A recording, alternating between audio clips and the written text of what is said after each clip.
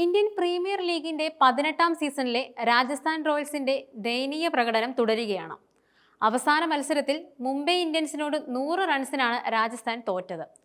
ആദ്യം ബാറ്റ് ചെയ്ത മുംബൈ 217 റൺസ് അക്കൗണ്ടിൽ ചേർത്തപ്പോൾ മറുപടിക്കിറങ്ങിയ രാജസ്ഥാന് 117 റൺസാണ് ആകെ നേടാനായത്. മുംബൈയുടെ ആധിപത്യ ജയത്തോടെ രാജസ്ഥാന്റെ പ്ലേ ഓഫ് മോഹങ്ങളും അവസാനിച്ചിരിക്കുകയാണ്. 11 മത്സരങ്ങളിൽ നിന്നും 3 ജയം ഉൾപ്പെടെ 6 പോയിന്റാണ് രാജസ്ഥാനുള്ളത്. ശേഷിക്കുന്ന 3 മത്സരം ജയിച്ചാലും രാജസ്ഥാന് പ്ലേ ഓഫിലേക്ക് എത്താൻ സാധിക്കില്ലെന്ന് ഉറപ്പിച്ചു പറയാം.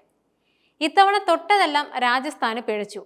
മെഗാലേലത്തിൽ മുമ്പ് Jos Buttler, Trent Boult, Yuzvendra Chahal എന്നിവരെ ഒഴിവാക്കിയതിന് വലിയ വിലയാണ് രാജസ്ഥാന് നൽകേണ്ടി വന്നിരുന്നത്. നിലനിർത്തിയ ധ്രുവ് ജുറേലും ഹെറ്റ്മേയറും റിയാൻ പരാഗുമെല്ലാം ടീമിന്റെ അന്തകന്മാരാവുന്നതാണ് കാണാനാവുന്നത്. രാജസ്ഥാന്റെ നായകനായ സഞ്ജു സാംസണിന് പരിക്കേറ്റതാണ് ടീമിനെ വലിയ തകർച്ചയിലേക്ക് തള്ളിവിട്ടത്. ആദ്യ 3 മത്സരങ്ങളിലും നായകനല്ലാതെ സഞ്ജു കളിച്ചു. പിന്നീട് നായക സ്ഥാനത്തേക്ക് തിരിച്ചെത്തിയതിന് പിന്നാലെ വീണ്ടും പരിക്കേറ്റതോടെ ടീമിന് പുറത്തായി.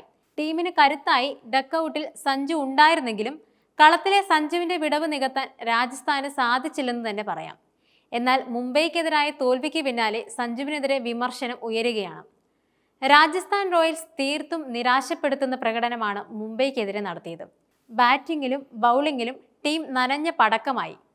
തോൽവിക്ക് ശേഷം രാജസ്ഥാൻ ടീമാകെ നിരാശയോടെയാണ് കാണപ്പെട്ടത്. ഡക്കൌട്ടിൽ നിന്ന് സഞ്ജുവിനെ ആദ്യം ഭാവവ്യത്യാസമില്ലാതെ മുഖഭാവത്തിലാണ് കണ്ടത്. എന്നാൽ ഒരു വശത്തേക്ക് മുഖം മാറ്റി സഞ്ജു ചെറുതായി ചിരിക്കുന്നതും മത്സരശേഷം കാണാനിടയായി.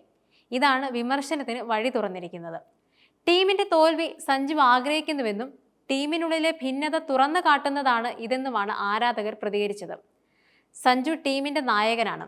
ടീമിൽ പല പ്രശ്നങ്ങളുണ്ടെങ്കിലും സീനിയർ താരമെന്ന നിലയിലും പ്രധാന താരമെന്ന നിലയിലും ഇത്തരമൊരു പ്രതികരണം സഞ്ജു നടത്താൻ പാടില്ലായിരുന്നു. സഞ്ജുവിനെ വളർത്തിയത് രാജസ്ഥാനാണ്.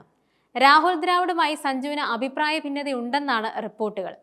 അതുകൊണ്ട് തന്നെ രാജസ്ഥാന്റെ തോൽവി സഞ്ജുവിനെ സംബന്ധിച്ച് സന്തോഷം നൽകുന്നുണ്ടാവാം.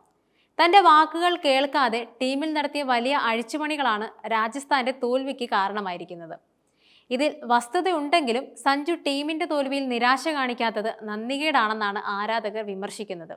സഞ്ജുവിന് ആദ്യം അവസരം നൽകിയത് ദ്രാവിഡാണെന്ന് മറക്കരുതെന്നുമാണ് ആരാധകർ ചൂണ്ടിക്കാട്ടുന്നത്.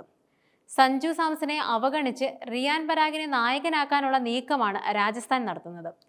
സഞ്ജു പരിശീലനമടക്കം നടത്തിയിട്ടും കളിപ്പിക്കാൻ ദ്രാവിഡ് തയ്യാറാവുന്നില്ല. ഇതിൽ നിന്ന് തന്നെ സഞ്ജുവിനെ തഴയാനുള്ള നീക്കം വ്യക്തമാണ്. രാജസ്ഥാന്റെ തോൽവി സഞ്ജു ആഘോഷിക്കുകയല്ല ചെയ്തത്. തനിക്കൊന്നും ചെയ്യാൻ സാധിക്കാത്തതിന്റെ നിരാശ സഞ്ജുവിനുണ്ടായിരുന്നു.